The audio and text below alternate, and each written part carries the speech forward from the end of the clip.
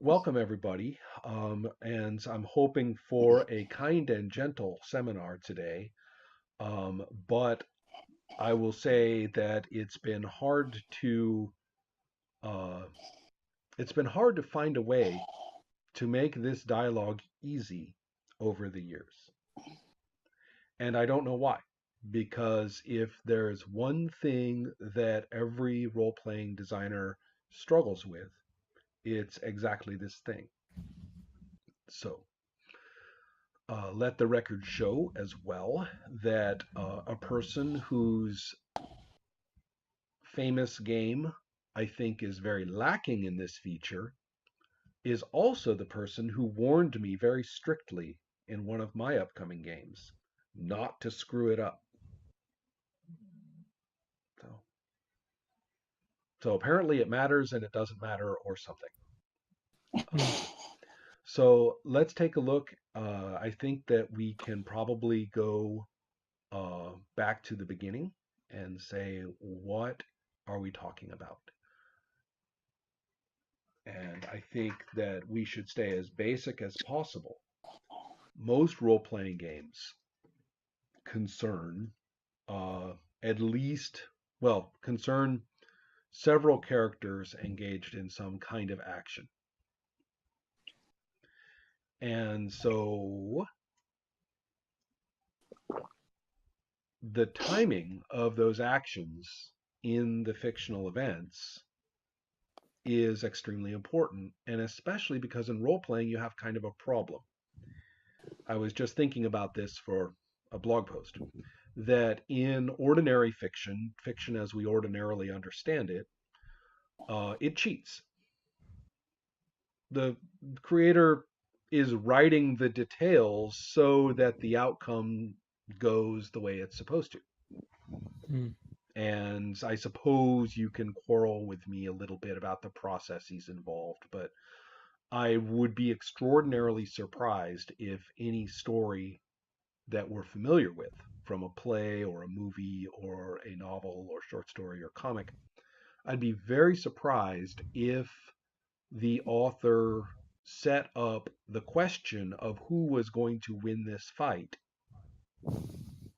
and then began writing at the beginning of the fight and kept writing linearly until they discovered through what they wrote how the fight turns out. Hmm. Hmm. I don't think that happens. So that's what I mean by traditional fiction cheats. All it needs to do is do paint by numbers for the outcome to be the way the outcome will be. And so I suppose you could translate that directly into role playing and say that the outcome of the fight should be under the creative control of somebody there. And then the rules are only there for everybody else to paint by numbers to, enjoy it. Or to quote one of the design team for Exalted, speaking to me personally, players just like to be in fights. GMs want to tell their stories. Why don't we just get out of each one's way? And all the GM has to do is make sure the fights go the right direction for the story, and all the players have to do is enjoy beating on things in the fights, and everybody will be happy. So when I say that theoretically role playing design can go in that direction, like a traditional novel or comic or whatever, there are people out there who take this very seriously. That's exactly what they want the role playing game to do. Hmm. Well, I'm going to leave everybody who feels that way over there and say, I don't want to talk about that process. And I'm going to go to Crazy Town, where the process of role playing is a lot like what goes on in that author's head before they're sure how that fight is going to turn out. Hmm. And we don't know what's going on in any story creator's head for that purpose. It's treated as mystical or it's treated as psychological or it's treated as talent. And to my knowledge, and maybe some scholar will correct me, does anybody here know of any clear description of that process. We talk a lot about the process after you're sure you know how the fight's going to turn out. Mhm. But what Mhm. about the process of the writer deciding this is where the hero gets stomped into the dirt and doesn't get up, You for mean in example? traditional fiction? Yeah. Uh, very little. Like there's some like some people. There's some letters of Tolkien saying that when the hobbits found Aragorn at on the fight, the first time they found him, he was a surprise to find him there as the hobbits were. But yeah, there's some indication of the author kind of channeling something, and they are surprised by it, but it's not like yeah, it's just treated as something magical that sometimes happens. It's It's probably also also worth, dependent. I'm sorry, Herman, what? Sorry, yeah, sorry. It's also probably dependent on the writer because some writers have their outlines, their Mm, outlining stuff, and doing the broad strokes first, and then going to the details and detailing, and then telling the mm, story, hanging on those hooks. And there's also writers, at least if the ones I've read interviews with, who go about it in a more fluid and intuitive way, and might have Yeah, the stakes in the ground, right. but will paint do the painting in between as it goes, and of course after that there's editing passes, etc., etc. I suggest that that Hmm. distinction is less important than it looks if you care about it as a professional and you're trying to Hmm. become a better writer, then you're going to care about that distinction a lot. Yeah. But on the other hand, if you're in our position and say we don't really care mm, about it except in terms of how you arrive at the decision when you finally do, Hmm. whether it comes long beforehand or whether it's done as you go along, or whether it's deeply intuitive and you have no idea how to explain it or even describe it. Maybe you have to get drunk every time you do it, or maybe it's this incredibly mechanical and verbalized process on your part. Maybe you Mm. think a lot. I don't care. So I just True. know that before someone does it, we don't have a plot, and after someone does it, we do. so mhm, so I'm saying what's weird, and this is all coming from my phenomenology talk, but mhm, this is the strange thing. We're talking about making that process very naked and very, very, you know, in our mhm, face. And we're even making it doing something that no story creator in the past, to my knowledge, or very few perhaps, but not that mhm. I know much about, would ever do, which is to subject their creative process to things like these. Yeah. Hmm. And and if they do, it's a gimmick. I'll roll to see what happens or something like that. It's more of something you show off as a trick, that you Mm. might do an observed spectacle. That's the only thing I can think of, Hmm. where people There's have done that. a, a few other examples, like maybe improvised theater. They don't have they don't throw dices normally, but they ask things for the audience, and they have to build on whatever the other person said before, so they cannot predict what's going to happen. They have sometimes they will throw something and hope someone else takes it. So there's a little bit of that. Maybe. I tend to have a very negative or at least very cynical view about improv theater, which is that they control the content very strictly from the stage. Hmm.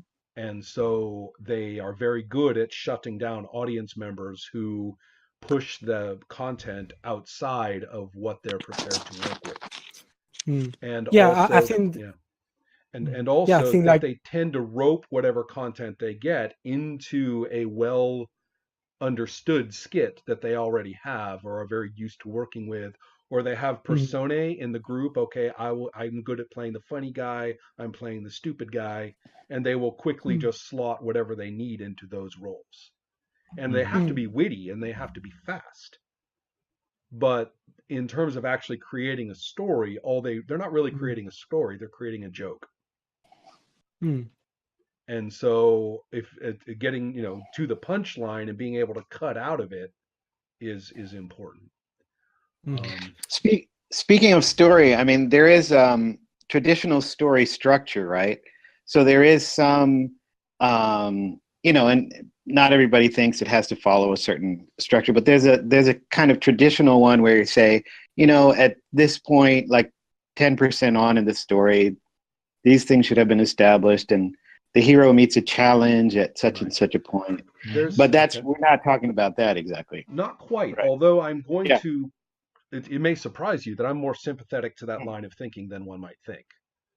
Mhm. mm, Because, however, I make the interesting distinction that cinema has destroyed the ability to talk about this because it can't mm, distinguish between the audience's experience. Like when you say 10 minutes into it, that's an audience thing. And it can't distinguish between an audience experience of the arc versus the character's experience. And when it does separate those, everybody goes, "Oh my God, you postmodern, non-linear." And of course, to the characters, it's perfectly linear. So the arc is mm, still there in the fiction, untouched. So, so I tend to say that,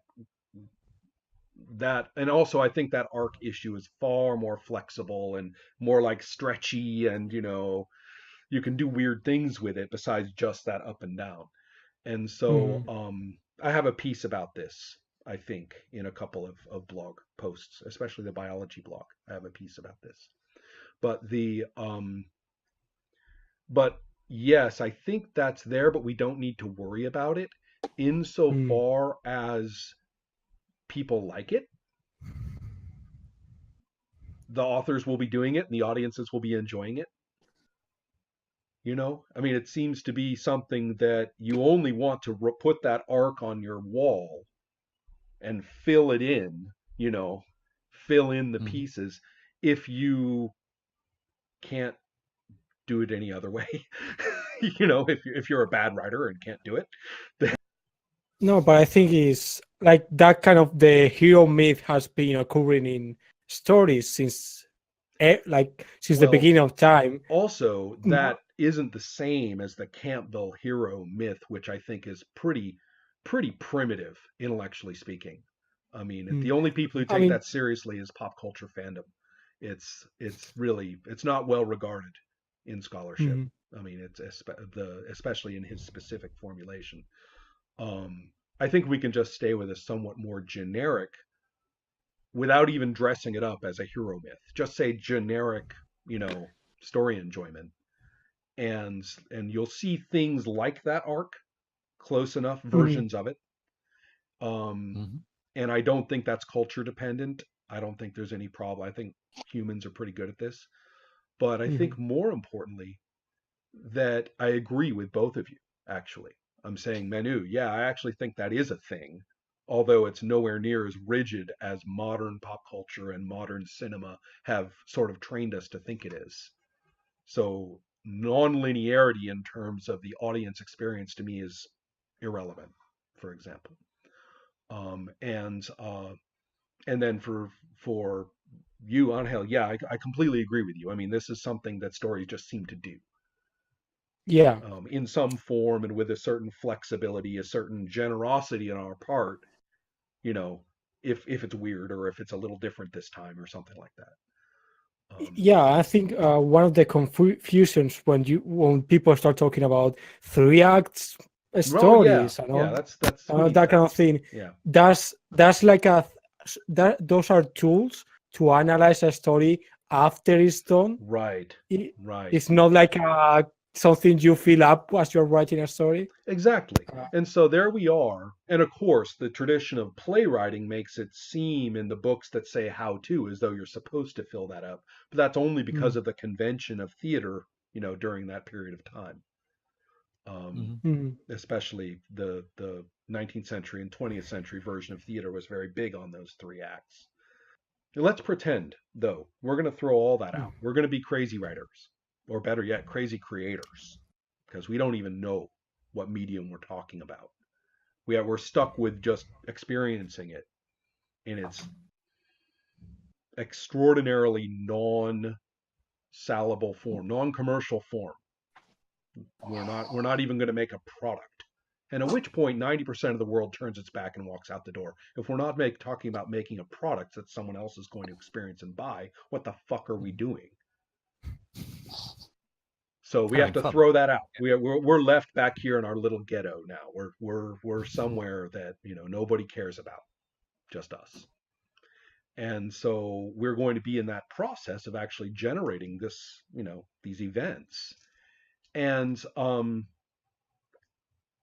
let's take a look at the times when the events are very consequential. Now we're going to go into the fiction and talk in fictional terms. This guy does this, that guy does that. So, maybe you've got your elf with his magic halberd, and maybe, someone else has their halfling who's been enchanted to become a troll. I'm so brilliant. I should write best-selling fantasy novels. Look at what I just gave away for free. But the situation we're going to claim, the situation is of interest. We care that, that the death dealer is, is laboring under a curse, and we actually sort of sympathize with the death dealer when he's not actually killing our friends. So, and this being all involved in the 3 comics projects that I'm doing right now, these kinds of very blatant emotional appeals in the fiction are very strongly present. All those things we talked about with relationship maps, all those things we talked about in terms of interesting situations, we can make that as unsubtle as we want. Just completely blatant. We decided that we like this kingdom because there's a nice person in it that we met in the first scene, and oh no, the kingdom's going to be destroyed. Oh, I don't know. I'm all about saving the kingdom. Why? Because I liked that first scene. I liked the guy. We're done. I'm not going to walk out of here saying fuck the kingdom. I'm into it now. And whatever it took to the right voice actor, in that animated movie to make me like the guy, whatever it took, I don't care. Something. All stories in this regard are horribly manipulative. I can't think of any exceptions. So here we are in one of those. And we have a number of characters. Now, this process we're doing involves character activity. And we are generating the fiction as we go. And like I said, we've thrown out the idea that somebody's going to deliver it to us. We genuinely don't know how it's going to go. Well, we're looking at outcomes, aren't we? We really are looking at outcomes. So how do we settle upon outcomes? And somebody will point out, probably in role-playing, traditionally, task resolution. After all, we have. I mean, isn't that really the fundamentals? Now that they've thought about it, is this not really the fundamentals, that we have a method of knowing whether my axe goes through the death dealer's head or not? And in terms of real world experience, right now. So, however, I can't think of any role-playing game in which that's the end of the mechanics to determine this thing. Or very few that's okay, we're in the fight. Well, I'm going to see whether I kill the death dealer. Okay, make your roll. Now, actually, I can think of a couple of games where you just make the roll and everything else just falls from there. The pool is an excellent example. Mhm. Mhm. He stated, I'm here to kill the death dealer. Well, roll. And regardless of all else, we at least know whether you did or you didn't. Mhm. So, also, the pool is notable for having no designated amount of time that a given roll is supposed to cover. You can play the pool so that you're thinking of it in terms of one action at a time, or you can play the pool more in the sense of a whole scene's worth or a whole fight's worth. You can stretch and compress what the roll actually covers. Um, so it really becomes important to know whether the death dealer can do something first Mhm.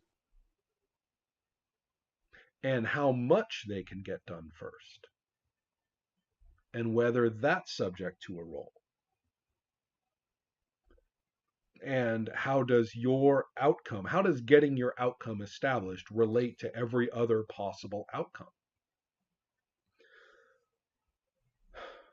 It is possible to do what we've been doing in Monster Hearts, right?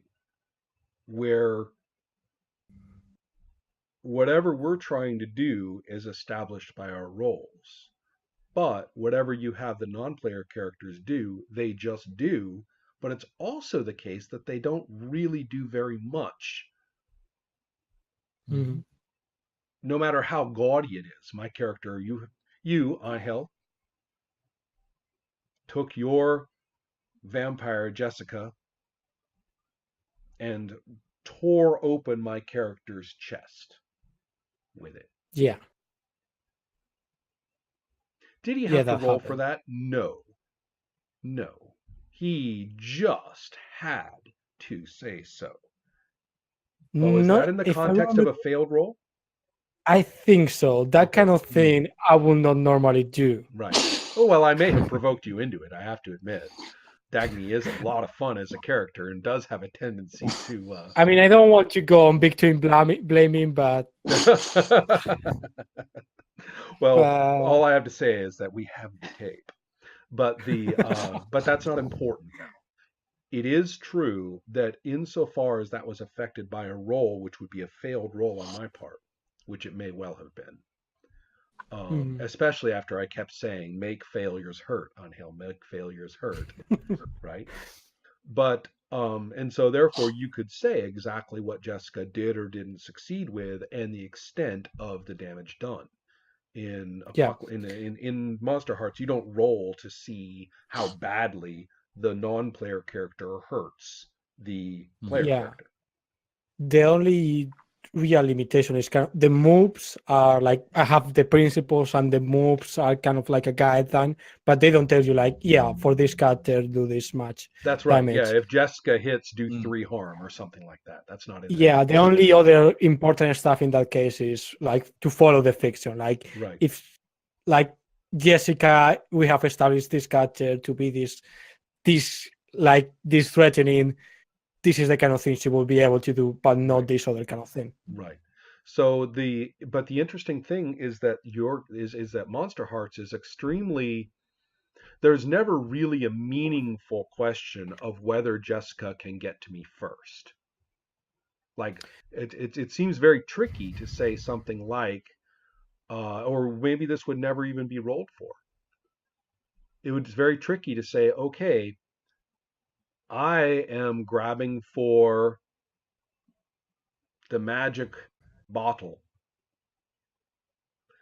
Jessica is trying to stop me with considerable prejudice. Mhm. Another person is trying to activate the magic bottle, and yet another person, which I suppose me grabbing it would stop, kind of depends on the magic bottle. And yet another person is attempting to blow up the cabin that we're all standing in. Mhm. Hmm. I mean, I think in these kinds of games, you don't really get to that point because the second you say, "I want to grab the bottle," we are like, "Okay, Right, something is happening. right, Let's talk about this." Or if we don't care about it, it's like, "Okay, you do," or right. "You do it if," or "But only if," or something Well, like that's that. where we need to start talking about it because in the case of those four things that I just said, all of them and what order they get resolved actually starts to matter a lot. Mhm. So Hmm. it But that becomes, sorry, go ahead. in that case, like it's funny because the order is wholly determined by the real conversation Hmm. more than the fiction. Like if you player say that first, then we go with you first, Well, I unless there's agree that something. that can work. I will note that in general play, um, historically, Mhm. that attempting to do that will often lead to people being shut down, Yeah. and will also lead to the ability to control by one person socially being able to say, okay, well, that's going to happen first. Mhm. And Hmm. so the manipulation of the fiction from into a more transitive state, Mhm. my way, delivered to you to experience, becomes at least possible. And I know that in apocalypse games that we all love each other and this would never, ever, ever, ever, ever happen. But in all the other games with this feature, that can happen a lot. So I am But really being sarcastic tonight, aren't I? No, I could not tell. Yeah. Oh, really? I could barely tell. I was being horribly but sarcastic in that case. Yeah, I know. Um, I know. but in all seriousness, I have had friends mention that like their experience with Dungeon World or Monster Hearts was that it tended to be for those particular experiences, they had games where someone else dominated by right, their sheer Yeah. force of yeah, and personality. So yeah.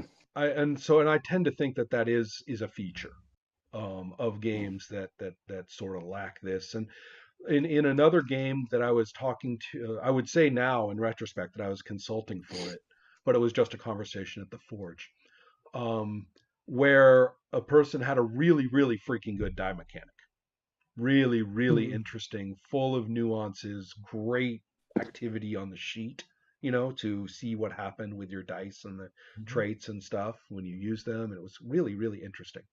Levi Cornelson was the author, and the trouble was it had nothing of this sort in it. And we'd already established that we had characters who were developing as people, and therefore in a given scene it was very hard to know what any one of them really was going to do, because Mhm. each character was developing and maturing as a person. So the way they changed, they didn't have a standard approach. It wasn't like, okay, I'm the fighter, the tough fighter, so I stand in front, I'll shoot arrows from the back, and that's really all we had to worry about. There was very unpredictable what the characters might be doing in a scene. Mhm. And so in that circumstance, I was like, okay, so how do we know? And I described a situation a little bit like that cabin situation.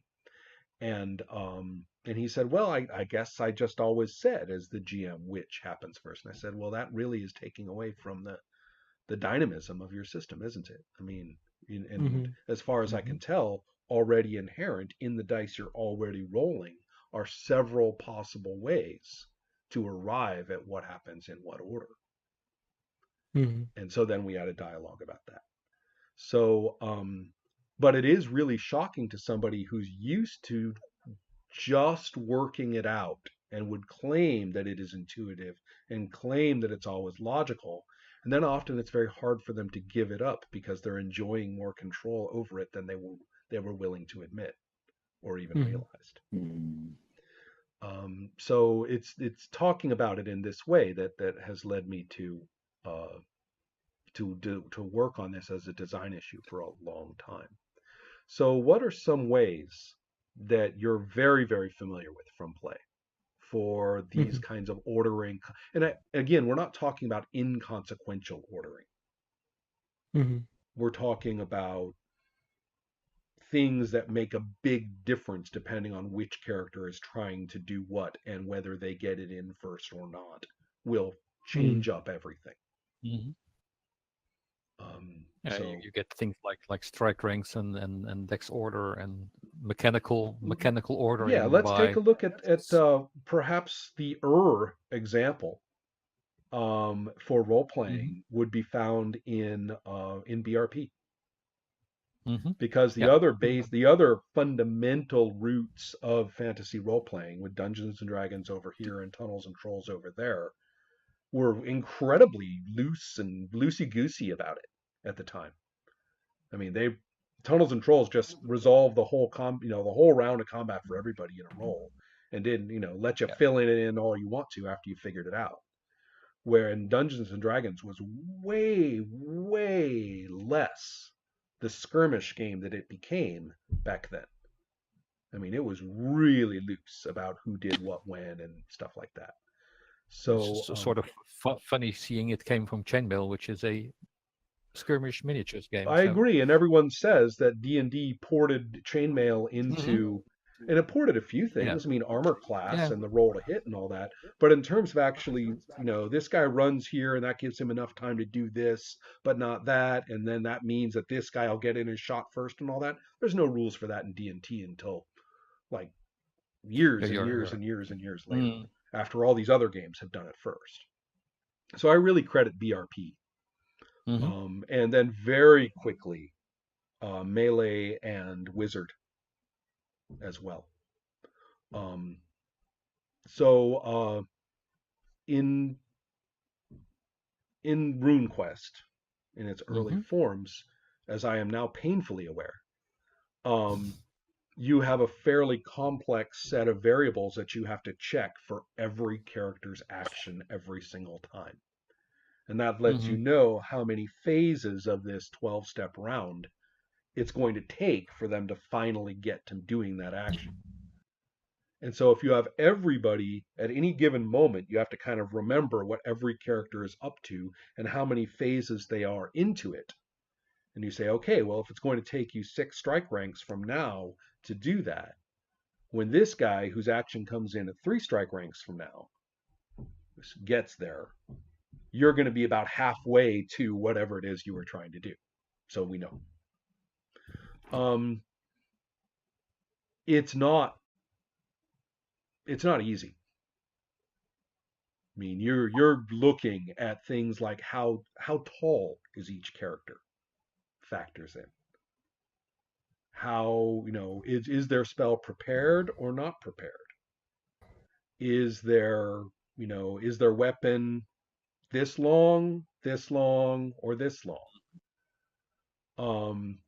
It's a lot. does he have the bow on the arrow, or does he have to draw the arrow first? And is there maybe some magic going on, so that like a speed art? So now I will completely. I will say one thing. The strike rank system in early RuneQuest has one virtue. It works.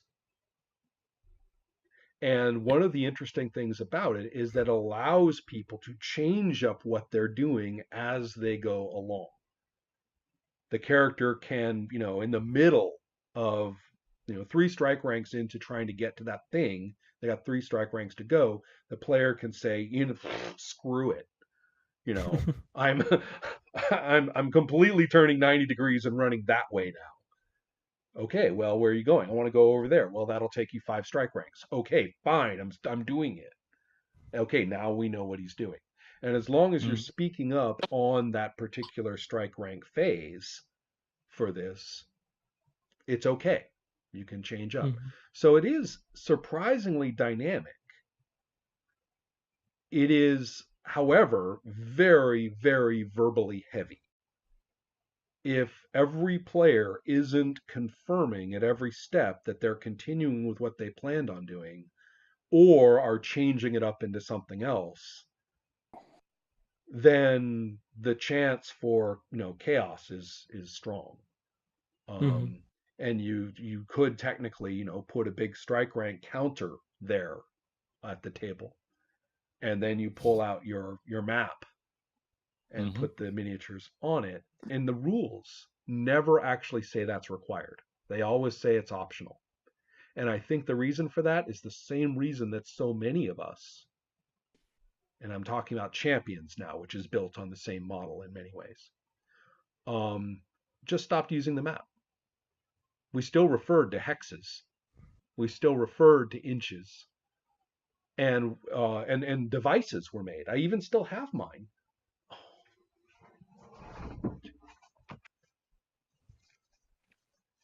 We He's even excited made to show us. what's that? Nothing. I just laughing at how excited you are to show it off. This was made by Jeff Baumgartner for their Champions game.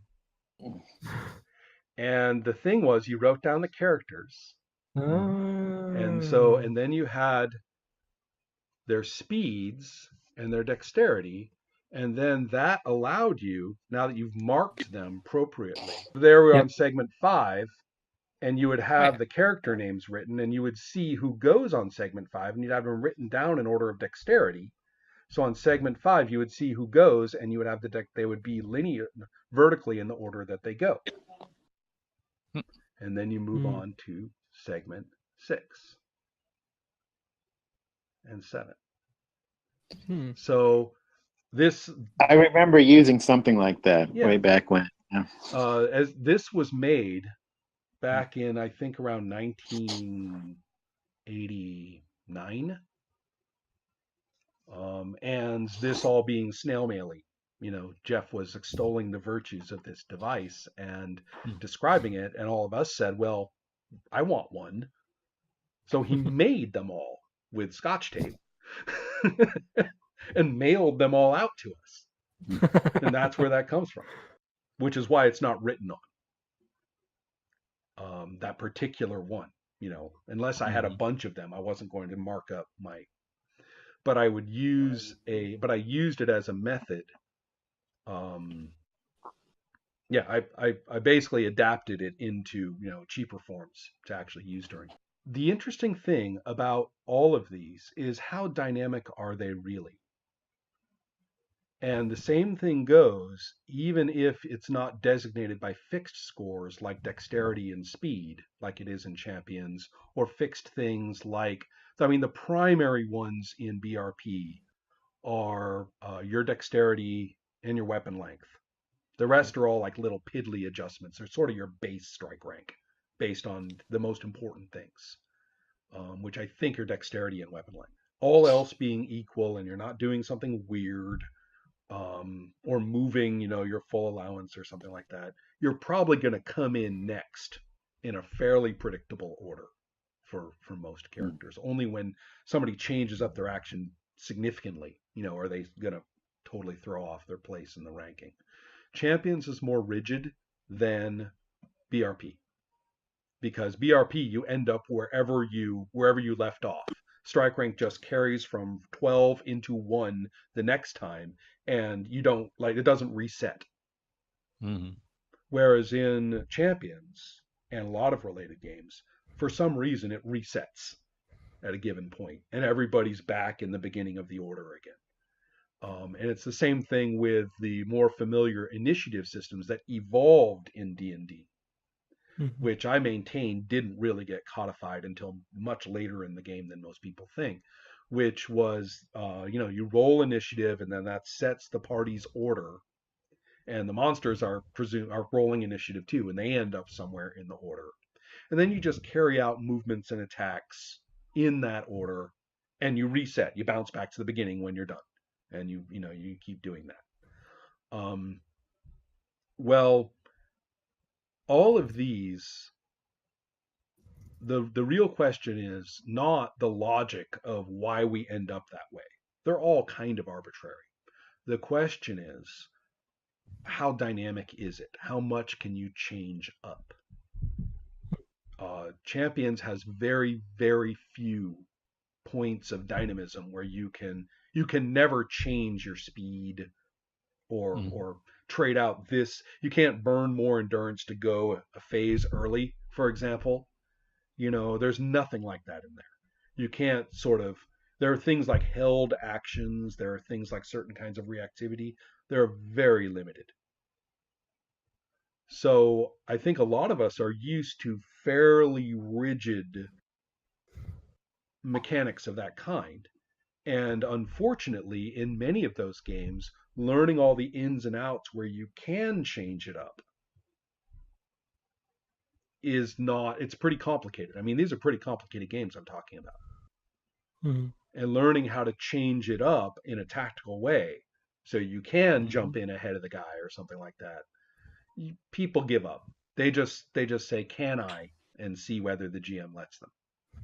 And figure that if we care about the rules that much, he or she knows. So they'll say yes or no based on some rule. And that's Yeah. I'm just gonna ask, can I jump in front? Yeah, it reminds me of running. I don't usually do things like Pathfinder, open game things. I've visited a few, and some of the players there are so very good at knowing exact the intricacies of the system and knowing how the initiative thing works, etc. And I just react and go and try to play my character and etc. But some people are very good at doing the tactical board gamey kind of thing. It almost becomes then. Well, Which it is can. And the Yeah. question is when it becomes a piece of the role playing and Mhm. whether and how. Well, that's where we need to talk about that in just a minute. Yeah. Just Yeah. Mhm. what are the circumstances of that dynamism? What does it mean for your character to do that? Is it just an option? And if you know the option, then you do. In which case it becomes a matter of system mastery more than anything else. Or And is sometimes using that option associated with a particular kind of fictional thing that we find Mhm. exciting? Yeah, Um, and Mhm. sometimes I just feel like I'm playing a totally different game than that guy on the other side of the table is right. playing, because my Yeah, personal preferences and intents are different than some other people's. but Yeah, that also, Mm-hmm. who has the That's initiative? right. See, you Roll see, dice. that's right. I think I heard Ihel vocalize first. Okay, so my move activates. That's right. Yeah. Yeah, the issue with those kind of systems sometimes is that if you try to go for I'm going to role play my character and my character will do this, some systems really may penalize you for trying to do that. Like Mhm. if the system is saying you like, no, you have to do the most optimal option or you are going to die, and you don't want that because the whole game is about not dying. It like is pretty like counterintuitive to then try to go and do the role playing stuff and that kind of Well, stuff. this is where you get the whole role versus role dichotomy and things like that when people feel as though, in this case, that the ordering system is actually shutting them down. I want to do this. Well, your move doesn't come for another 3 segments. And you have some issues of what I call the freeze frame problem.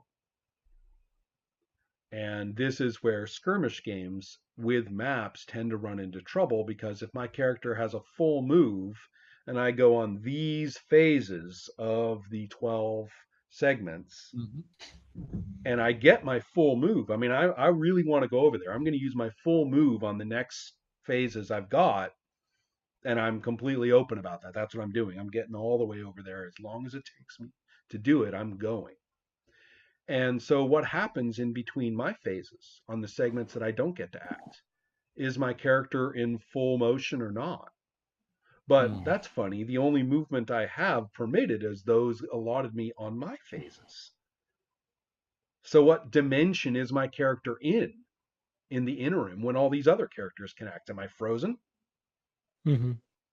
or not? And the rules for games of this kind really struggle.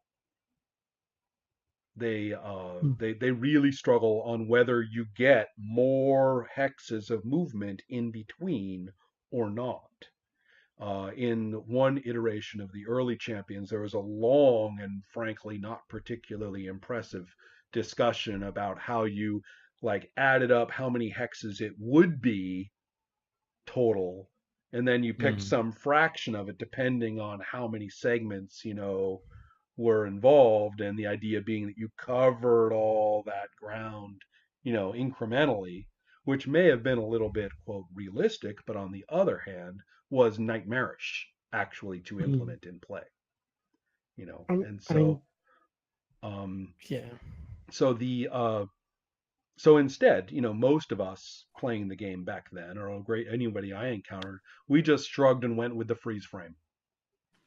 Yeah, yeah, in between your turns, your character is suspended right there.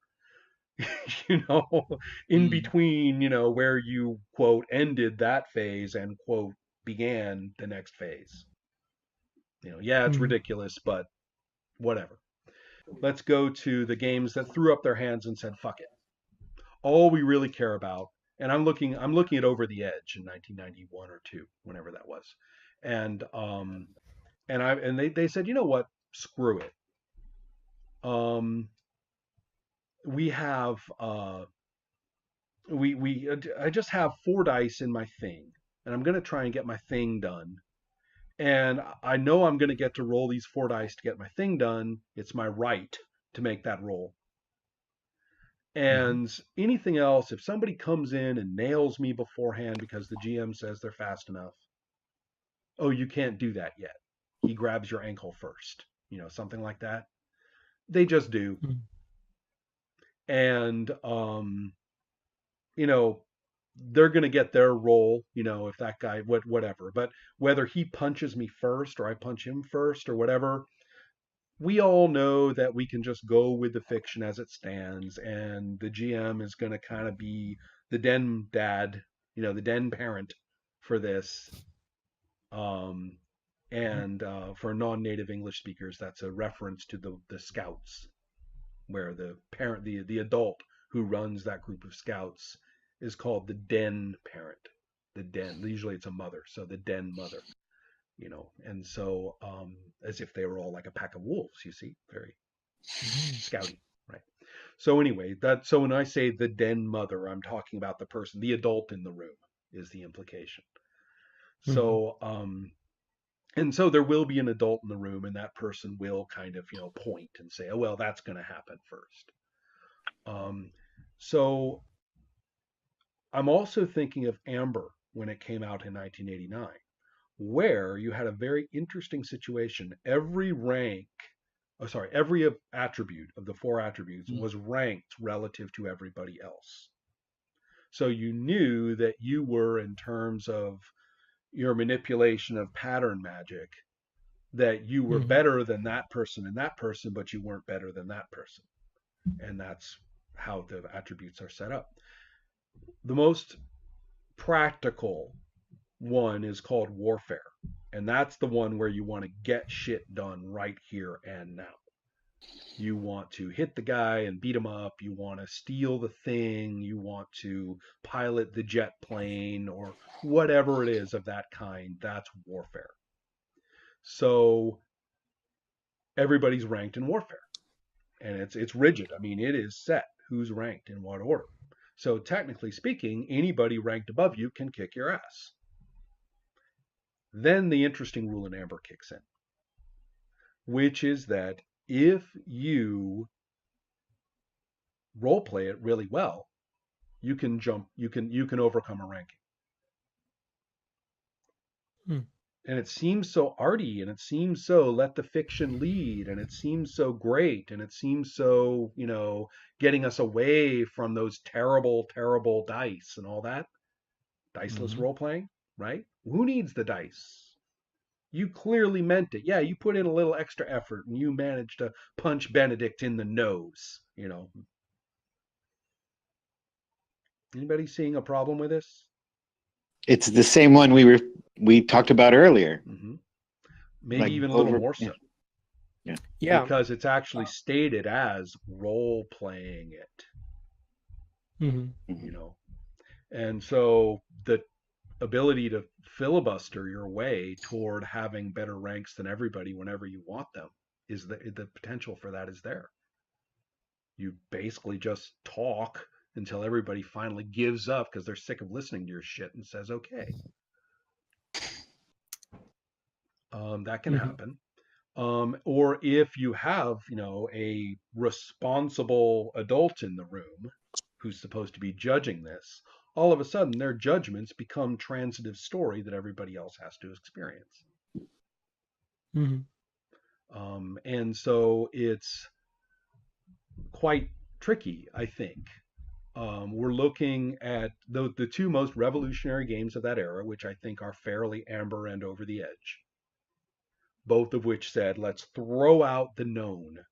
BRP works, Champions works, but frankly, so what? We're sick of counting shit, and we're sick of waiting our turns. And I get all that. And so they say, well, you know what?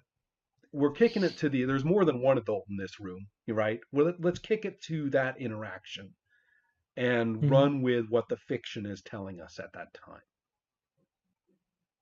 But you see, things get a little bit tricky. This is where Paul Sega's term deprotagonize comes in. Yeah. If the GM says, no, he grabs your ankle first, and this particular time, you're not really all about the fiction having him grab your ankle. Thank you very much. Then things get difficult. I have to take off too, actually. Oh, shoot. Okay. Well, I'm sorry to hear that. To go to work. Really talked about the nitty gritty. I know. Yeah. I look forward to checking out later, but one must earn a living. Yeah. Thank you for joining us. Thank you for having me. Lovely to talk to all of you. Yeah. Take care. Yep. Bye-bye. See you next time. Bye-bye. Well, if we then take a look at what the struggles after that are pretty difficult. I maintain that most of the games through the 90s really did suffer from wait your turn. If we look at the plethora of Deadlands, Legends of the Five Rings, the variations of Shadowrun, and all the things that are sort of built off of that, elements of the White Wolf games. And again, there was a tendency to say in some of them, oh, forget it. We have this elaborate turn structure and phase structure and dexterity ranking and all that stuff. But you know what? Forget it. When the den parent says, just go with it. Overcome that any time through force of personality or lobbying or art or something. So in that context, then finally we turn to systems that say, look, let's try and get some sense in here that's enjoyable. What are the characters doing? They intend something, they start something, they're carrying something out, in a dedicated fashion, and then that attempt is going to have some kind of outcome or effect. That fictionally, those things all have to be in there. So that's IIEE right there. And I'm referring specifically to the fictional events. So I'm not talking about game mechanics here at all. I'm talking about elements of the components of the fiction itself. So just knowing that those have to be accounted for in some way. Now we talk about the options. One is to recognize that you can order the statements about these things any way you want in real time. The real time ordering, the rules, right? Because the rules are real world. It's what we do. So the rules can be ordered however we want, and the rules can also combine those initials in any way we want. We could have a game in which, the most obvious example is whether you split the last two apart, whether you split the two E's apart or combine them. So if you resolve execution of an action by rolling this 20-sided die, If you resolve that by rolling it, and now you know that you hit, and then the next question is, do you just look at the difference between that and the target number to find the effect or not? So you don't really need, you have a slight action, you have a little mathematical operation to arrive at effect, but you don't have to do anything else. There's no next step in terms of picking up another object. Whereas in another game, I then have to pick up my 2d8 plus my d6 and roll them and add them up, and that's the amount of damage I do. Mm. So that's what I mean by combining the two E's into a single die roll, or whether having two separate die rolls to do it. Um, and or then you take something interesting like Sorcerer, in which your roll sets the order in retrospect. Everybody who's doing something rolls. Now you know the order, but you don't know the success of each one until we resolve the action against it, the opposition against it, in that order. Mhm.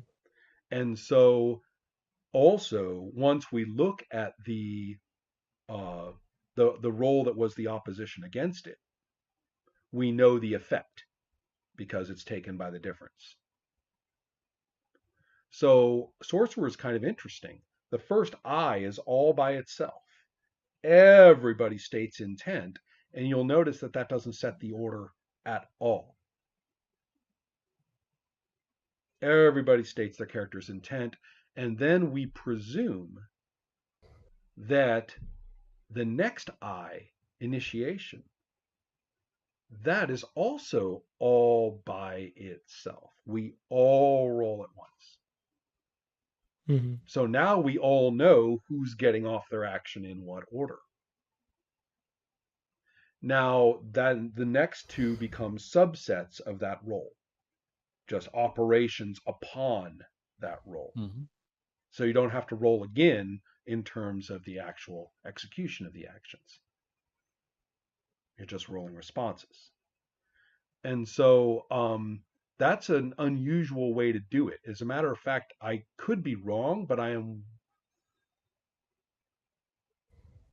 don't think there are many games before Sorcerer that said everybody announces and launches simultaneously. There is, until you look at the outcome of the roll, no knowledge of who's getting in first.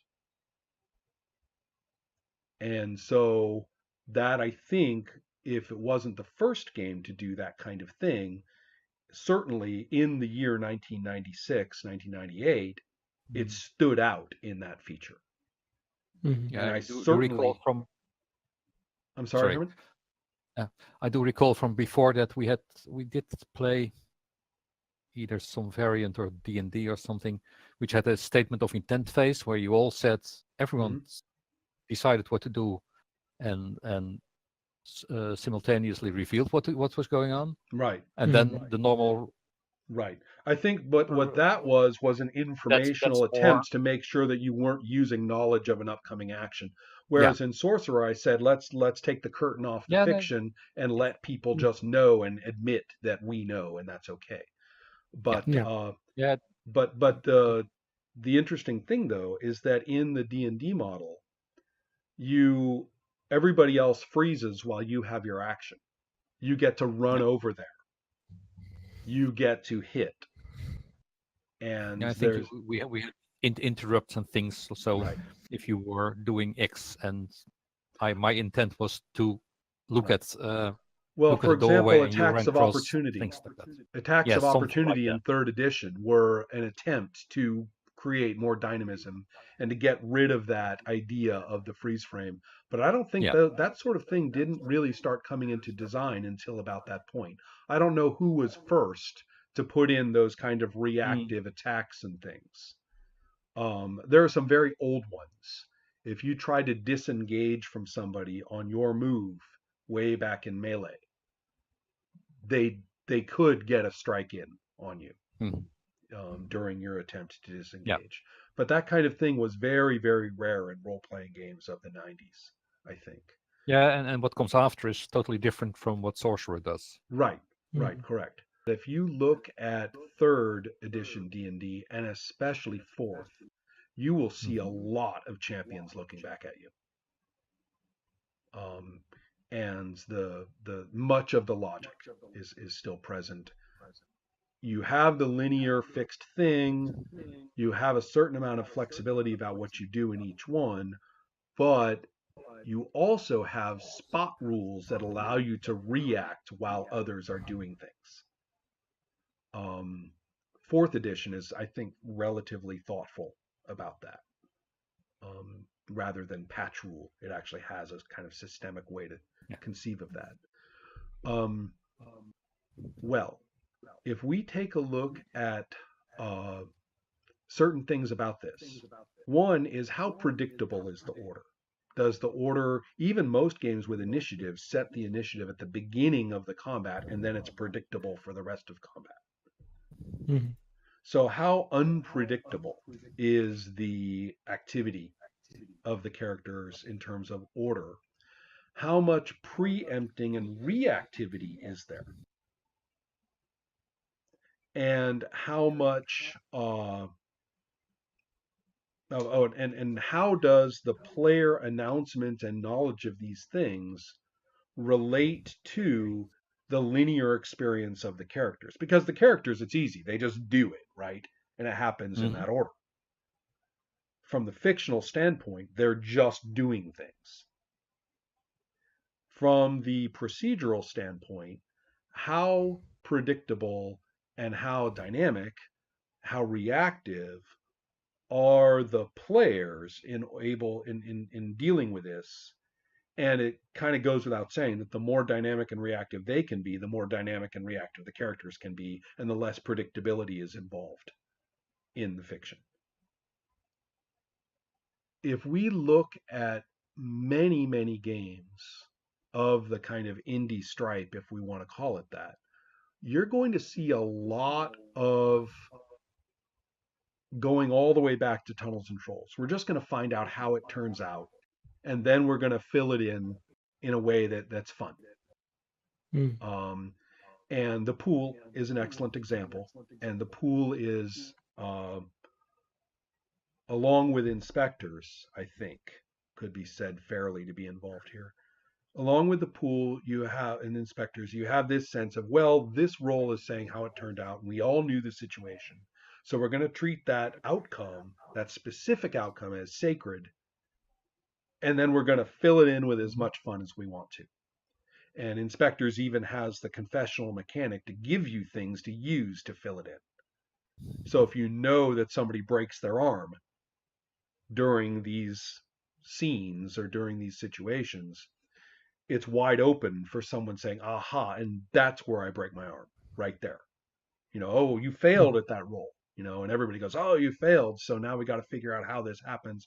And everybody starts narrating a mile a minute, and somebody says, aha, and that's where I broke my arm. And that's why I'm mad at your character when I talk about you in the confessional. They don't even have to explain it. We all get that because we already saw the character bitching about breaking their arm when so and so did the stupid thing. So, but in terms of dice and so on, we're not really worrying about order at that point. No. Mhm. The question of who got to roll when a whole bunch of characters were doing things, typically everybody just rolls simultaneously. If you have characters all doing things at once in the pool or inspectors, each character has the dice they're rolling, they roll them, and we just have to reconcile all the outcomes with what's going on. Mhm. You know, you sometimes it can get a little strange. My goal was to behead him, and your goal was not to let him get away, and you failed, so by definition he gets away. Mhm. But you beheaded him. This is actually a little easier than you think. You can always say, well, he gets away, but I'm waiting for him in the alley and then I behead him. Mhm. Stuff like that. You can, as long as nobody wants their outcome to be the final outcome, and to realize that when you have multiple actors, you can't lay claim to the final outcome. Mhm. Then it's usually But pretty easily reconciled and sometimes hilariously. But that example in particular is interesting because basically the one the I beheaded you makes the I ran away meaningless because then the Right. result is the same. Unless I he died in a fails, different unless plane. he fails, of course. Yeah. And so I agree that there are people who then become skilled at posing outcomes of what they're trying to do that are very drastic. And so by Mhm. definition, their characters are going to have more of an impact on the fiction. Mm. So that becomes a little tricky in these very open, say what you want for your goal. What's your goal? In other words, what's your intent? And the intent is just this, you'll notice that there's the scale becomes important. Is this the intent regarding one action, or is this the intent regarding how things turn out? Mhm. Mhm. And there you see is where my terminology of outcome authority or outcome of credibility or responsibility, whatever you want to call it, starts to become Mhm. important, because we're looking at the way people take hold of or are afforded or given more input about how things turn out. Mhm. And so I'm interested right now in looking at systems where you can't really get the edge on that. And unfortunately, the design space of the pool, inspectors, universalis, and so on remains vulnerable to that kind of edging yourself into or out of having more Mhm. outcome authority than another. One thing I will say about that is that you can make that functional if the rest of the game is constructed in a way that is not going to like you those kind of things where you're trying to trick this player into or find the most optimal way of fucking this other player when those things don't make sense Right. And that's don't where make sense. Primetime Adventures comes into its own, because you have the character issues front and center. If you're ever Mhm. kind of in doubt about what we're playing for, you look at the character issue and you say, that is really what is at stake here. Mhm. And so you have something to hang on to. You have an aesthetic investment in how the character's issues will play out. And so you tend to adjust your narration or your suggestions for narration with everybody else in a way that is aesthetically or creatively focused. So the game gives you a thing to look Mhm. at. Yeah, and even more simple than that, if you have a game like Blaze in the Dark, where all the characters are part of a band and are supposed to have kind of aligned objectives, these things become a very rare exception when you have to say, Absolutely, yeah. yeah. And I completely agree. There are many. I mean, if this school of design, or at least in this variable, this school of design, if it didn't have functional outcomes, it would have died a while ago, I think. Well, that's kind of Mhm. optimistic. I wouldn't say, I mean, a lot of bad games have not died, so how can I say that? But the thing I'm trying to say is that the design space has remained very fertile, very enthusiastic Mhm. in this realm of design. I have worked with it myself, and there's lots of ways. We never had a problem in playing It Was a Mutual Decision coming up with what happened. Mhm. Never. Because those Mhm. other factors in the game, like what you're talking about, are strong enough that we care. Mhm. So, Yeah, and but My it's Life one with of the things Master, you that. know what? I forgot. My Life with Master is exactly the same way, isn't it? And I mean exactly. Hmm. Sooner or later in the Mhm. course, you're going to be making either a self-loathing role or a love, an attempt at love, and it's going to be a failure or it's going to be a success. Mechanically, we know what that means. The numbers go up and down, and there's nothing in the game that says, okay, what happens? The game master is responsible, has a responsibility to narrate outcomes that enhance the wickedness of the fear Mhm. of the master. that the fear the master represents and embodies is active. There are aesthetics at work that the game is relying on. One of them is the player's genuine hatred for the master. Mm.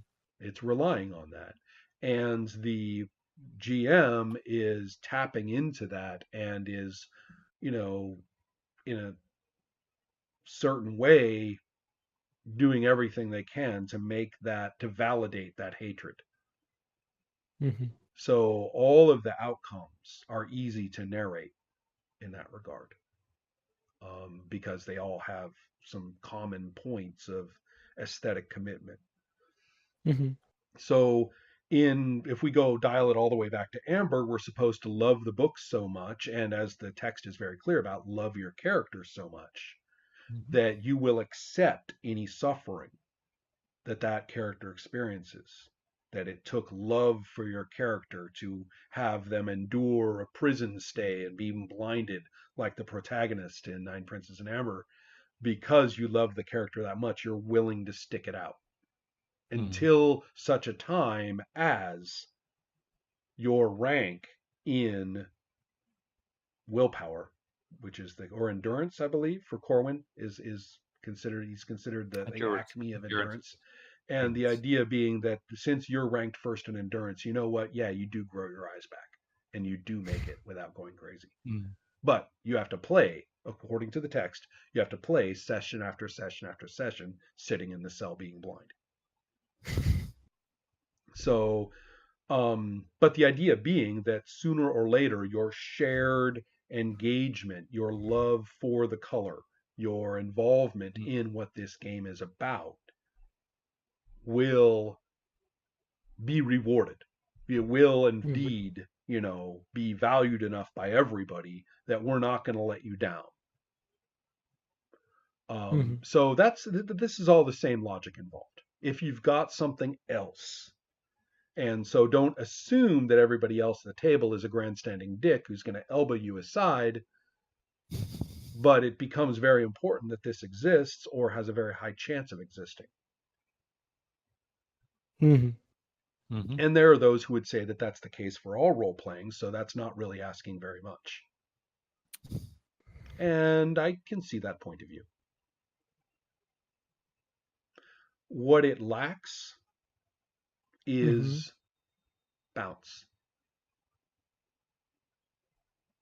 The idea that you have multiple outcomes in a situation, not just one, that are subject to the random factors. So that if 10 people are doing something, let's Mhm. go and see how it all bounces for everybody, not just for that one thing that the protagonist of this scene is rolling for.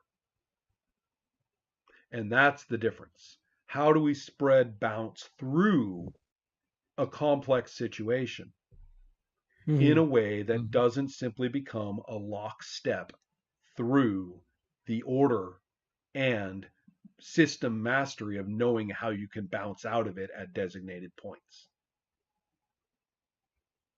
How do you do that? And Sorcerer, So. I will say, Mhm. was a groundbreaker for this. But I've noticed that a lot of people coming into independent design don't know it. And they Mhm. don't know about some of the other games that have also been very interesting and flexible about this. Vincent's games tend to just reject all this question. Vincent's, like in Dogs in the Vineyard, it says, no, once the conflict is underway for this particular dog, just freaking play out that conflict for that particular dog. And I don't care what anyone else does. Mhm. No, you can't jump in and stop the conflict, and stuff like that. And this was actually a little jarring to people. They were kind of like, well, that's kind of not very dynamic, right? I mean, it's like once this character's in this conflict, you're just going to have to play it through as designated. And if other things are happening simultaneously, well, then they will be taken care of in their own good time. Thank you very much. Mhm. And we will just play them as simultaneous, even if we play them separately in terms of rolling. And we'll just work that out as we go. And so some designers basically say, you know what, I like that design space we were talking about. There Mhm. will be adults in the room, and we will have the dice or whatever handle certain anchor points, Mhm. and the rest will just narrate through certain designated things that we're all excited about and prioritize anyway. And I think the crux of that kind of like the of that kind of design is that, for example, with moves, if they are well designed, and this is not like a feature inherent to all moves, but if they are well designed, after a move is activated and it goes through, the situation changes so much that other people doing something else, like if they have planned something before that move, They it, want it it to be doesn't matter involved. anymore. Right. Yeah, they've been undercut. Yeah. And so that's also a matter of scale. Very few of these games restrict these roles to single actions. Mhm. Yeah, because Right. that's Right. yeah. Most of them have a slightly bigger scale for what the role is taking care of.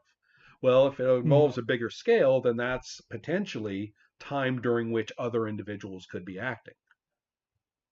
So that's where that crack starts to at least Mhm. potentially form. I think yeah, it And people, requires right. some adjustment of Hmm. accepting like Hmm. the situation is going to be ever changing, and Right. that's part of the fun, that you cannot be planning what you're going to do Right. And we five have an minutes from ordering situation when it's your character's turn. Just breathe deep and start from there with what you might want to do. Don't let Mhm. intentions during someone else's turn distract you, is sort of part of the logic. But you'll notice a certain amount of censoring. You have to self-censoring. You have to give up on something that you did actually want there for a bit. now. Mhm. And so but to be a good player, to be a good player among us, you breathe Mhm. deep and say, no, no, I'm not going to worry about that stuff until it's my turn. It's also that kind of games work better with smaller groups, at Right, least right, like Well, yeah, three yeah, players, that's game master, or 4 players and no game master, or right, exactly. And so that's maybe not too maybe surprising. 5 people. But Yeah, if you push it to 6 or 7 or 8 people, it gets very messy very soon, very yeah, it very has easily. those kind of limits. Like right. Yeah. that's kind of the how the game is set up. Yeah. Now, the perhaps most refined version of the sorcerer technique is that I know of is in my game Spione, Mhm. where actions by definition will have no true consequences. In fact, even realizations are only suppositions and suspicions until a character is in what's called flashpoint. And once a character is in flashpoint, you have to play the other character, the other principal, until they're in flashpoint. Mhm. So you don't resolve flashpoints until both of them are simultaneously in it. And then you do a card technique that is going sets up some very interesting notions of who goes when and who is covering, who is able to interfere in someone else's thing. Mhm. And then you play that through linearly. Mhm. And so you go into it not knowing, the different characters have different chances for how much they get to do, but not much difference. Now the other game that I messed with for this, which is circular in some ways because I actually wrote it before I wrote Sorcerer, originally Circle of Hands, then called Gray Magic. Then I set that aside, and certain thoughts about that I resolved with Sorcerer. Then, in going back to Circle of Hands and looking at the Gray Magic manuscript, saying, "My God, the ordering in this is horrible." But it did have one interesting thing. You Mhm. could bump yourself to the beginning of the order by burning the crucial mechanic. Aha, I said. I'm kind of liking that. You're not just changing up like one step in the order. You actually bump yourself to the front. You go next if you burn this. Mhm. That could be worth it. You know, I kind of like that idea. That could be worth it, and it's dramatic, and it's available to anybody. Hmm. If two characters are going for the top spot in the order, which is to say right now, there's going to be a bidding war, isn't there, of this crucial mechanic. This is starting to look kind of interesting. So I went with that as so Circle of Hands has a fixed order, but you get bumped to the back under certain circumstances, and you can bump yourself to the front. So the order changes up all the time. And it only works if you set it up with a little circular device on the table. I didn't plan that, but it works best, and it's the circle, and it's just disgustingly reinforcing of the imagery, so that's great. But the fact is, it was generated as a practical device, and we suddenly realized it had to, the circular effect actually is the one that works. So, but that's where I have worked with trying to get dynamic reactivity, commitment, and so the system mastery supports any dramatic action you want to take. It also creates the kind of painful outcomes that I'm looking for at this finer grained level. You took that hit pretty bad. You did not get your defense off well. You go to the back of the order. I don't care if you were next up in the order. You've been stunned. You lose the next action, but I don't use that language. I just say put your counter in the back. And so you get effects like you get in Champions, where if you take, get ready, all right? I'll take you through this whole sequence. Angel, your character is getting hit, and your character, knowing that they're getting hit, gives up their next action in order to perform a defensive maneuver, which in your case is martial dodge, which increases your defensive combat value significantly. You're also going to use a little bit of movement and use your acrobatics skill, which you're allowed to do. If you make your acrobatics roll, then that's 2 more defensive combat value you just gained. So your ordinary defensive combat value is 8, but you're using your martial dodge and you're doing your acrobatics, so it's now really high. Fine. I am rolling my attack, and it was a disgusting roll. I nail it with 3 on 3 dice, so I got 3 ones, which is an automatic success. So no matter how much your defensive combat value is jacked up to the roof, too bad, you got hit. Now, I'm going to roll my damage. And I roll my damage, and I count up all the dice. I count up the total for 11 dice, 6 dice. So all Champions veterans can look at a bunch of dice 6s on the table and instantly sum them. It's a skill. It's a bad skill to have. I would love to have other skills besides that skill, but I have that one. So I sum them, and I tell you, you subtract your physical defense from the result. And that's how much stun you took. Compare it to your constitution. Well, first of all, check to make sure you're not out of stun. Because if you're out of stun, you're knocked out. But let's say you're not. But you still have to check it relative to your constitution. If it's bigger than your constitution, you're not knocked out, but you are stunned and you're going to lose your next phase. Okay. But you already lost your next phase because you aborted it in order to do that dodge, which did you no good, but too bad you actually did that. So that means it's going to be your next phase that you lose too. So you've lost 2 phases. Try doing this for 6, 7, 8 different superpowered characters through the course of all segment after segment after segment. Yeah. Again, just like BRP, the virtue is that it works.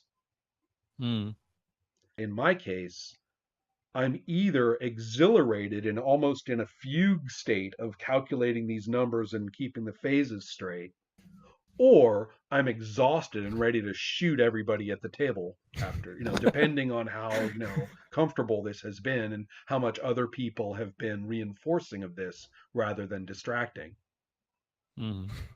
But regardless, I'm not going to be in a very normal mental state at the end of a fairly dedicated set of actions of this kind. So So this again leads us to a point that I really don't think this is a well-developed design space in role playing.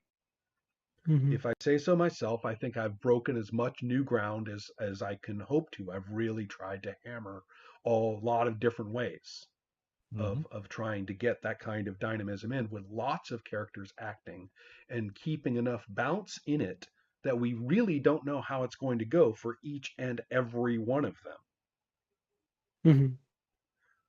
but not going insane.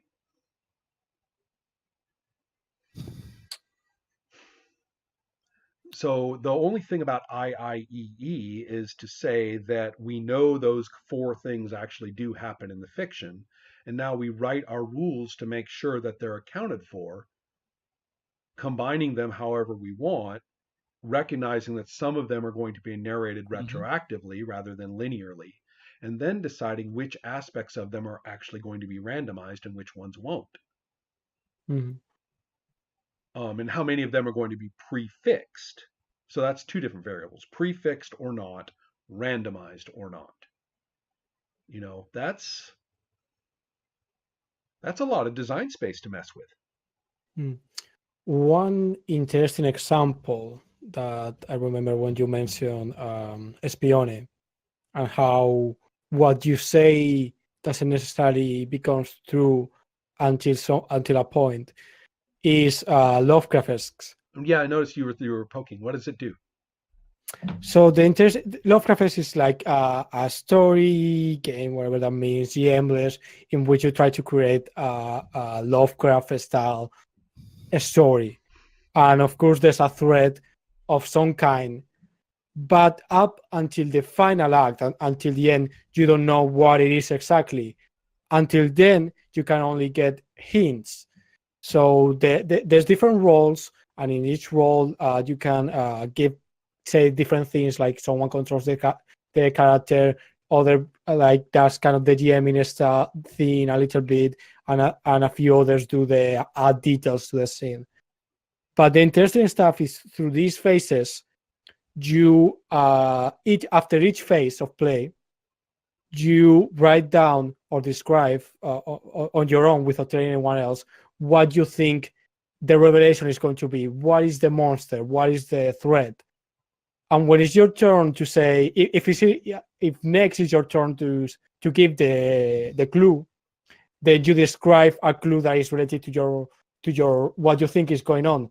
But then the next person who has a completely different idea of what's going on gives a clue for that, Right, and you Mm. continue evolving these different like theories of what's going right. on, hypotheses independently, up until the end, in which someone basically takes like this like gets the responsibility of design.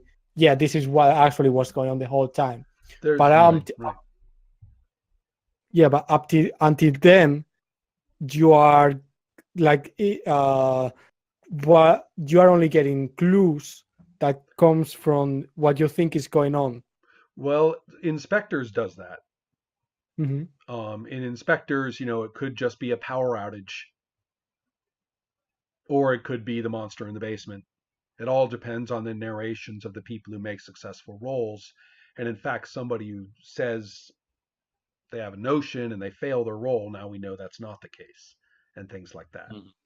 But the other big one along these lines, which I think is very sophisticated, is dirty secrets, Hmm. when you really don't know who did the murder.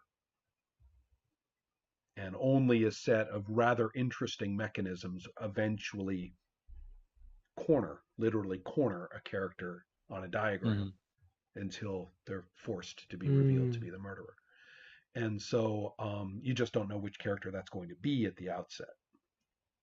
And so but that device, that doesn't have that much to do.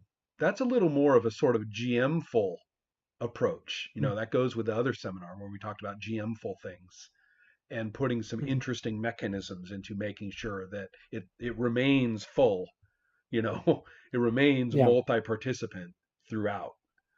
Um, and then but in terms of things bouncing different ways based on statements of intent and action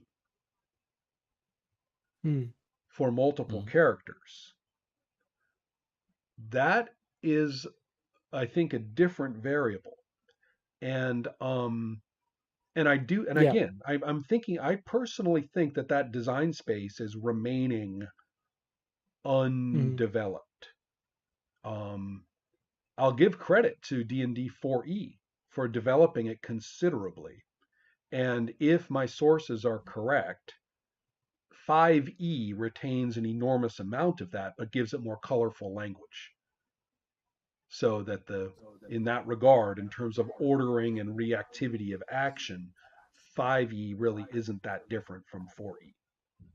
Mhm. It's Mhm. just that nobody admits that, and they all say it's changed and gone old school. But that's just because they kind of they presented it differently. Um, so so that design space is kind of going, in that fashion, but it relies very, very heavily on positioning where the characters are in space.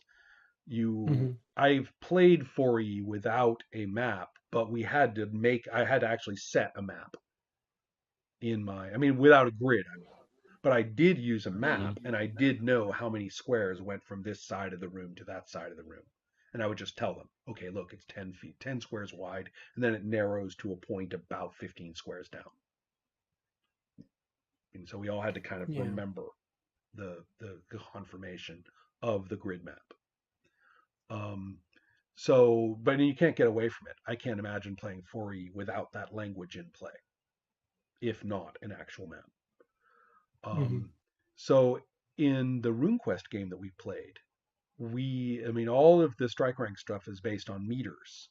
So therefore, you had to kind of say, this clearing is 30 meters wide, and the stream cuts through it at about a third of the way across, north south. The stream runs through the clearing, Mhm. and then over to the eastern side of the clearing, there's raised ground with boulders. And in Champions, when we did this kind of thing, a whiteboard was very frequently used. So we would sketch it on a whiteboard, and then I would say, okay, from here to here is 10 hexes. And so then we would Mhm. adapt that measurement to any other measurement on the map that we wanted. So the role of mapping to this kind of multi-participant, multi-outcome kind of resolution seems strong. You do need strong positional thinking. You can't retrofit the positioning so that if this guy punched that guy, well, he must have gotten to him, at some point. Mhm. You know, I jump across the room and punch him. Well, we'll see what happens when we roll. And if you punch him, then I guess you jumped. Um, and so, it's kind of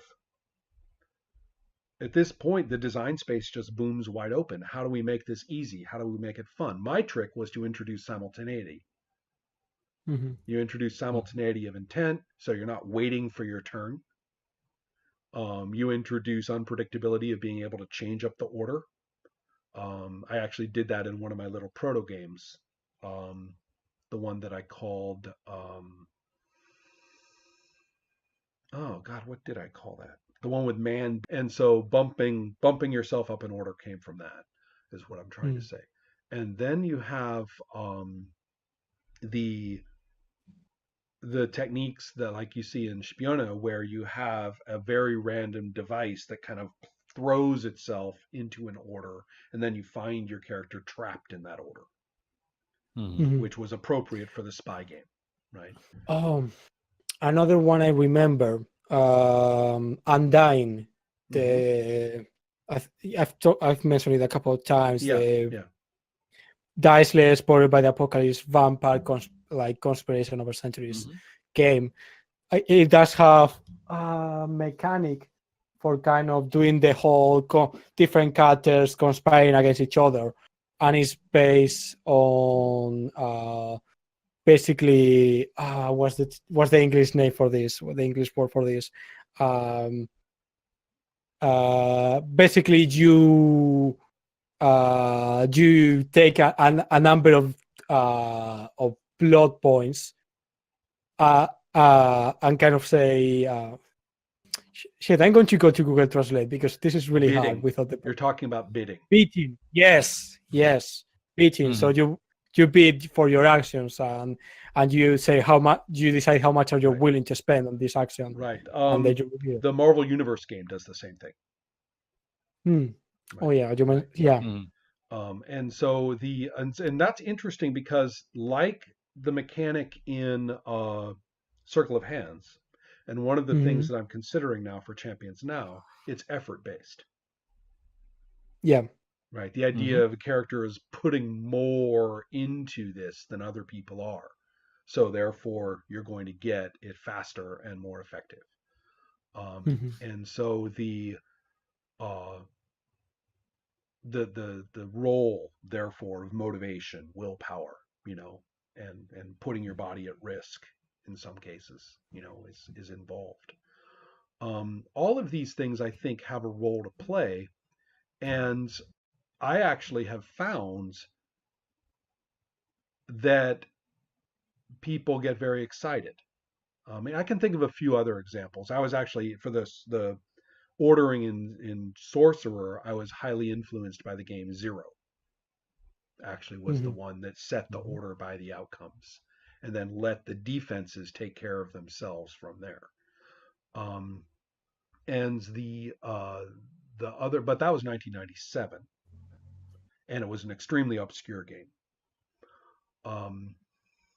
We also see, I think, some really interesting options scattered through games, ways to jump in, ways to speak up, ways to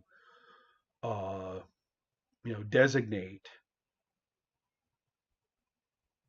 ways of changing order. Well, I mean, one of the most crude, which has been around for a long time, is holding an action, so that your order and turn has come up, but you're going to hold your action and use it as a reactivity kind of thing against someone else when you can. And I think in 4E they call those triggered. You can set up an action to be triggered. I think so. So there's sort of a functional range of design techniques, but this kind of fine-grained activity has not been very fashionable in the independent scene. The other one I was going to talk about, there were two other games to mention that are simultaneous with Sorcerer. One of them is Burning Wheel, and one of them is The Riddle of Steel. Yeah, I was just about to mention Burning Wheel. Well, I remember, now this may be an obsolete point, but back when it was first released, and in the versions that I played, they had a technique where you wrote the 3 actions your characters were going to do in order, and nobody looked at anybody else's, and then you everybody announced their first action, and then the various mechanics went into play for who goes when. One of the important points was that once you got into it, then you had fixed scores that determined who went first. But the fact that you didn't know what they were going to be actually made for a fairly dynamic situation. You could be taking a swing at somebody and they were attempting to flee, or you could be taking a swing at somebody and they were taking a swing at you, in which case now they would go first. You saw who went first by looking at the numbers. So it was a little bit, and there were also, I can't remember if there were ways to abort. Yes, halfway through the 3 action thing, you can decide to change your action, but it has like bad consequences. Right. There might have been something like you had to give up an action to change the next one, or something like that. Something like that. And so, but the interesting thing about Burning Wheel is that this mechanics, which is either the fight with exclamation point at the end, or the duel of wits, maybe one other, are designed to be very rarely used. So it's very much about how much you care about this Right. particular encounter. Right. Not When that you much, right. so just one roll. A Right. little bit, Mhm. both of you roll. Hero You Wars, really care right. about this? Hero Wars Mhm, influenced us in this regard because when it came out in 2000, and I don't think Luke was familiar with Hero Wars, and I wasn't, and Mm. I had made Sorcerer just before that. But it had its basic contest versus its extended contest, and it mhm. was strictly Yeah. based on how much you cared, how much everyone cared. And one of the Yeah. important things, and so it really had one of the nice things about extended contests in that game was that it could turn out very differently for different characters. In our game of Cosmic Zap right now, that system is in there, but we haven't seen it yet. We haven't used it yet. Mm. So, but so you could have one of these role situations like we've been having, and different characters can end up with different consequences very drastically. Mhm. So, I want to get that into our game on Wednesday night, to see how that goes. But the important thing about the Burning Wheel complex system, first of all, it solves the same problems that Sorcerer does, but from a different angle. In Sorcerer, it's solved by making all the intents above board without Mhm. consequence Mhm. before we Yeah. find out what happens. In Burning Wheel, it's exactly the opposite. It hides all the intentions. Yeah. But the experience of play, of being stuck in a dynamic situation and perhaps having to throw yourself out of it, or perhaps, Mhm. driving forward despite the damage, things like that, those are actually very similar Mm. in Yeah. experientially. And the same thing goes for the Riddle of Steel, which is a game in which more people used to be familiar with it pound for pound than are now. And it's criminally out of print. It's one of the great role playing games of that era and remains, I think, a truly great game. And it too, without going into all the details, also really focused on defensive versus offensive dice allocation. And you didn't Mhm. know how much defense you were facing or how much offense you were facing when Yeah. you went into it. Mhm. And And so, and Burning Wheel has like the smaller version of the conflict is that basically. right. And so you end up with a very interesting guessing game, but also more importantly, the outcomes are very dice oriented. So even if you Mhm. invested a lot, there's still a chance for you to lose, which is it has in common with Sorcerer.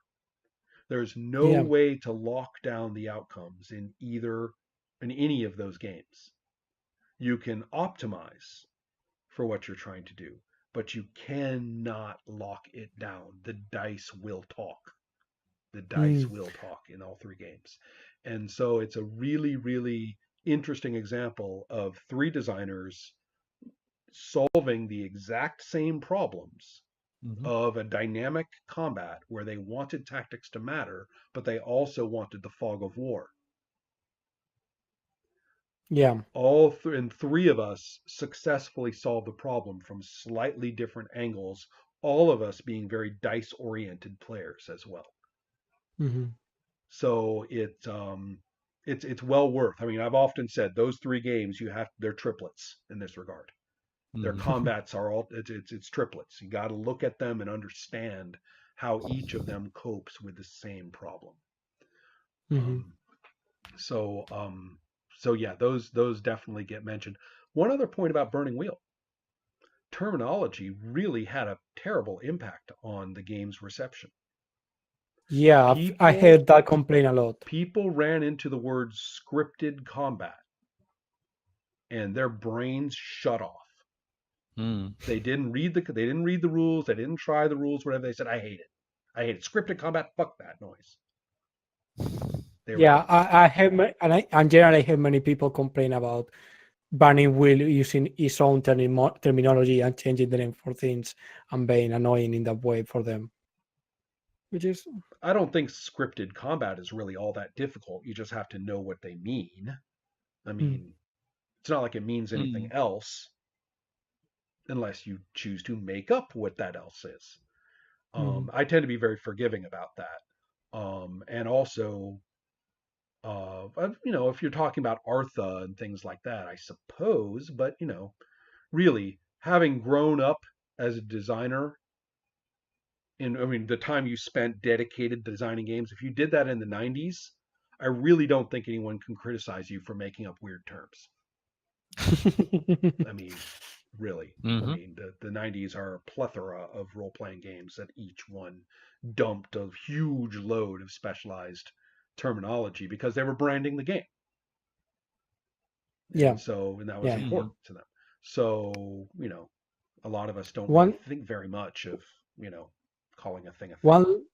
one last interesting thing that we found in Burning Wheel, outside of the combat, you also have the duel of wits, which is about Yeah. basically proving to an audience that you are the smartest and the bestest at talking of everyone. And basically each one of you has, I want this to be believed true, and I want this to be believed true. But the most common outcome is that yes, one person wins, but not completely. Right. So basically they have to do compromises. Right. And I think that's an important point, that it's considered a form of combat and is otherwise handled very similarly to the physical combat, but it's not the first game to do that. The first game to do that was Lace and Steel, by Paul Kidd, an Australian game from the early 90s, I think, or very late 80s. And it illustrated by Donna Barr, one of the great, great underground comics artists. And it used a deck of cards for its specialized dueling rules. And it was very fencing. So you attacked on the high line, the mid line, or the low line. You parried with this or you parried with that. It was very much a classic fencing set of terminology that you used. And you played, offense and defense on each other, and so what's interesting is that the repartee, what they called, they didn't call it the duel of wits, but functionally the duel of wits in Lace and Steel used exactly the same deck. And so you just interpreted, if you used the high line, that meant you were being very intellectual and very logical over the other person. If you used the low line, it meant you were, unfairly using some verbal device to make them look stupid and stuff like that. But you used it and you narrated as you went based on the card that you were playing, and you ended up with basically this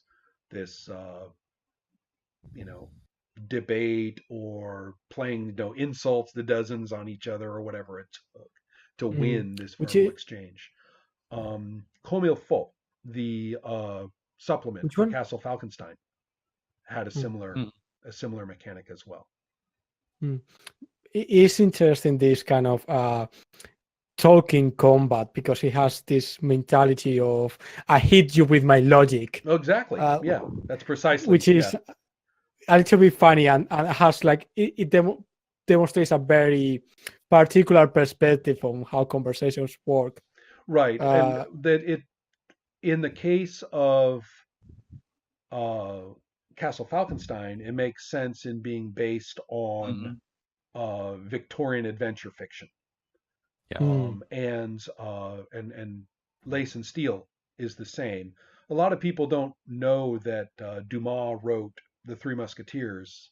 It's set in the 1600s, the early 1600s, but it was written in the mid-late 1800s. So it's actually very Victorian fiction. And so, French as it is, but the idea meaning that the standards for that kind of, wit and lethal action go together. The hero is both swift on the draw and swift of wit and able to get off the right line when they do it. And so, given that both of the games that I mentioned are based very much on fencing as the duel, and particularly of a macho kind, it's not elegant fencing. You run them through with your rapier, and so the smart thing Burning Wheel does in that regard is that it's not saying, oh, with your logic you are going to change this person's mind. is the whole duel of wits about convincing whoever is listening, Right, right. Yeah, that's which true. is Making, winning over everybody else, regardless of which what is the in target that is. regard is very realistic on Yeah, how these things sadly, play yes. out. Yeah. Yeah. So but the interesting thing is that all of those are very, very random Hmm. outcomes. You really have to get ready for it not to go your way.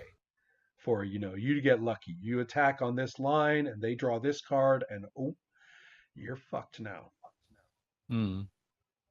Yeah. And even though it does allow for reversals, in thinking of Lace and Steel in particular, it allows for reversals through the subsequent events.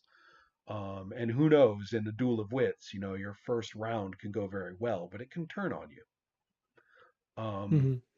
so, uh, so these are all mechanisms of really interesting mechanisms of, yeah, this can go very bouncy because there's an element here. We talked about how much of this is being resolved. If we're resolving in fairly small units of what occurs, Hmm. and we're also resolving in fairly small units of the overall situation. So my clash with you, your clash with me, this action, that action, right? So it's spatially, we're also talking about fairly small units.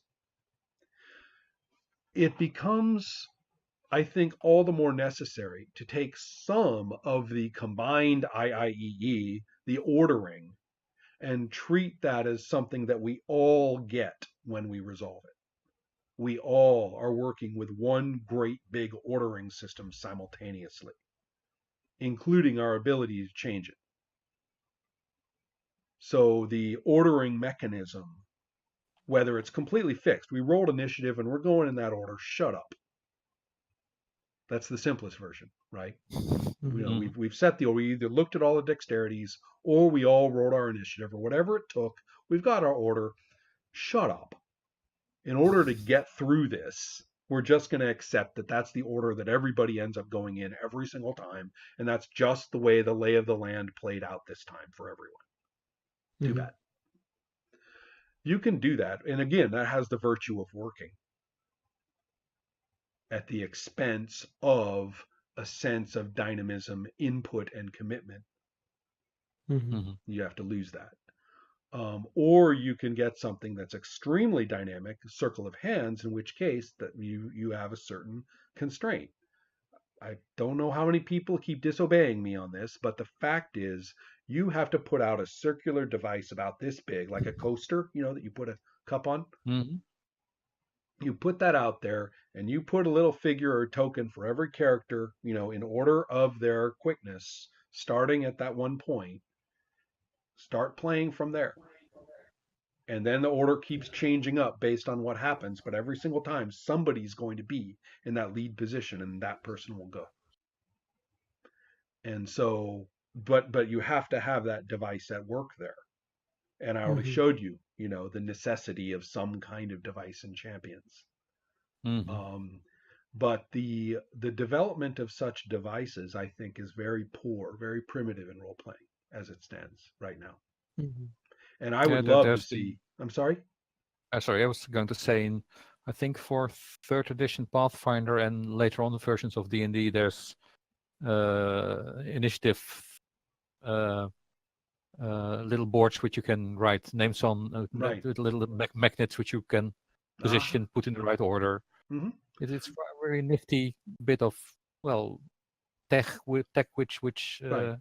came across because there is a need for order and remember who goes when and making that as easy as possible. And also in Yeah. the case of 4E, the Hmm. ability to change it up was actually much more dynamic than I realized at first reading.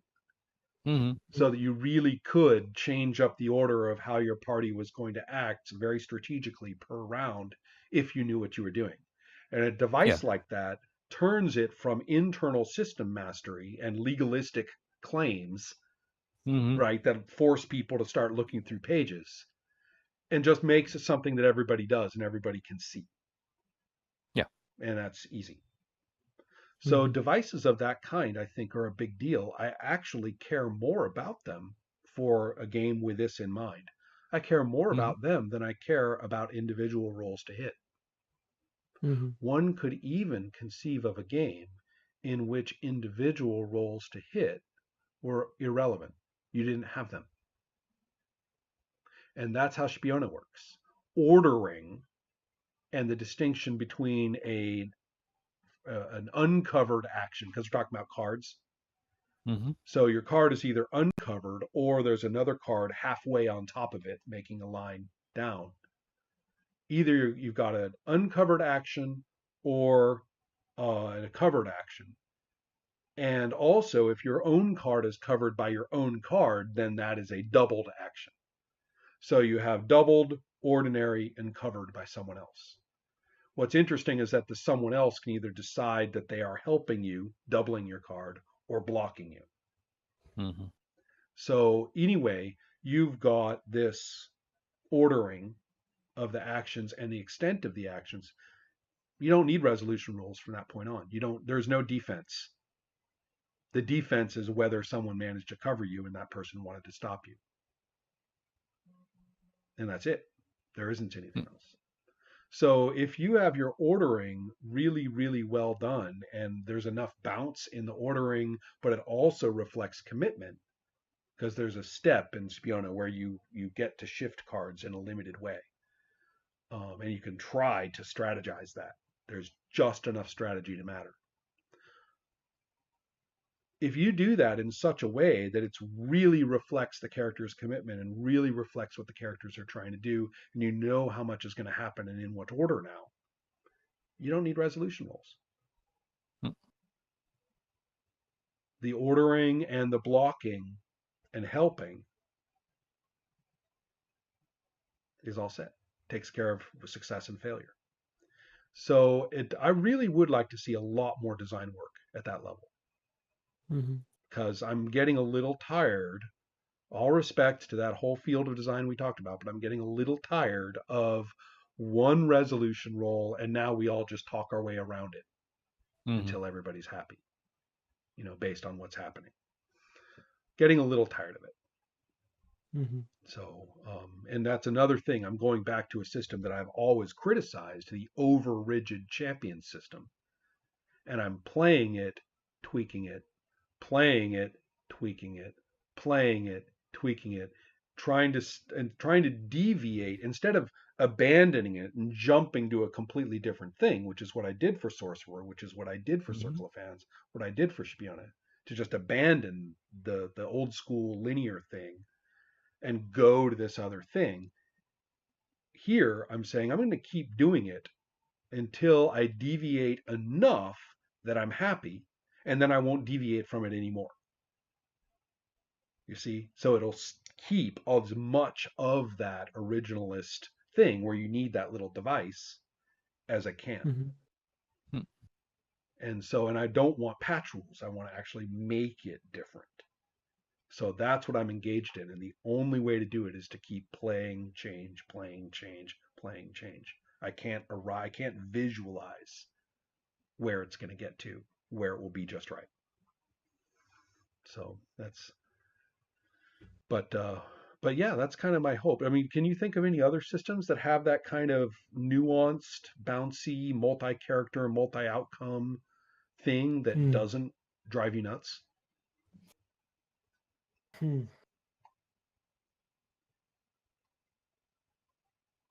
Trying really to come up with one, but Yeah, I mean the multi-character thing is usually like multiple character with different and conflicting intents is yeah. There's not much Yeah. in that regard. Or if there is, it tends to fall into a very, very familiar mold. Hmm. I mean, there's a lot of games where you have so many phases, so many segments, so mm. many actions, and you do them in order, and it's parsed so that this character gets a few more actions than that character and stuff like that. I Hmm. mean, but you basically just proceed through it with maybe things like held actions and stuff to mix it up, but not very much. And almost always with that problem of what do you do with continuous movement through the phases while other characters get to go and stuff like that. So anyway, that's where I'm at with it. Hopefully, it does Mhm. does the IIEE concept, make a little more sense, and in Mhm. terms of at least knowing what has to be dealt with in the fiction in some way, um, and that you can combine them in all kinds of different ways mechanically. So Mhm. Yep. is sort of the issue there. So anyway, thanks for joining me, Thank you. and we will Yes. see Thank you.